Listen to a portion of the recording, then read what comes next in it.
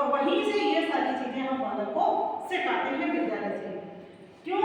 वहीं से बालक पर जिम्मेदारी पूर्ण कार्य बालक सीखता है, आगे जाकर के अपने इसको अपने ऊपर अप्लाई करता है और आगे जाकर बच्चों को सिखाने की कोशिश करता है। व्यक्तिगत विभिन्नताओं के अनुसार शिक्षा दी। व्यक्तिगत विभिन्नताएं आप जानें क्या होती है? व्यक्तिगत विभिन्नताएं, किसी की तो सुनने की क्षमता कम है, ठीक है, किसी की बोलने की कम है, और किसी की बैठने में कम है, और एक होशियार बालक है, एक बिल्कुल सुपर इंटेलिजेंट है, एक मीडियम है और एक बिल्कुल निम्न स्तर का बालक है। 3 प्रकार के बालक एक कक्षा में होते हैं। उन तीनों प्रकार के बालकों को हम किस प्रकार से शिक्षा दे सकते हैं?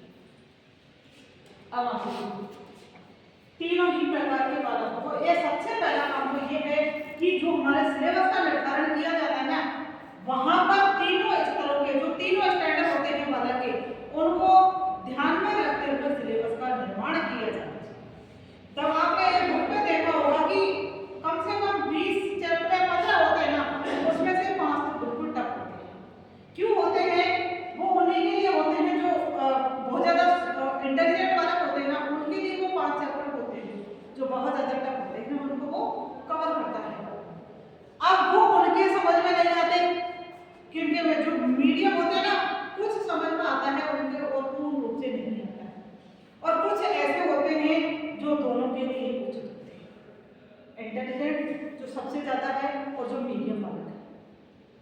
अक्सर जो लेसन होते हैं, ज्यादा जो होते हैं, वो इस प्रकार के होते हैं, और उनमें से 4 पार्ट ऐसे होते हैं जो बिल्कुल जो निम्न बालक है ना, जिनकी बौद्धिक क्षमता कमजोर है या शारीरिक रूप से जो अक्षम बालक है, उनको वो समझ में आ सकता है। तभी तो 10वीं में जो बालक पढ़ते हैं ना, लावानी पढ़ लिया, जो सबको सब दुनिया जानती है, प्रतिशत पढ़ लिया, और जो टफ है ना, वो एक प्रश्नावली आती है, कौन सी, साइन थीटा कोस थीटा वाली, उसको कोई नहीं पढ़ता, वही पढ़ते हैं जो 4-5 बालक होते हैं, इसलिए वो सब में से अलग हो जाता है, इसलिए वो सबसे टफ है ना, उनको वो नहीं देखते, और मास्टर भी ये कहता है बेटा ये तैयार कर लो, इसमें तुम पास हो जाओ। इसलिए सिलेबस का निर्धारण जब किया जाता है तो तीनों स्टैंडर्ड को ध्यान में रख करके किया जाता है, तब जाकर के हमारी जो क्लास का बैलेंस है वो आता है।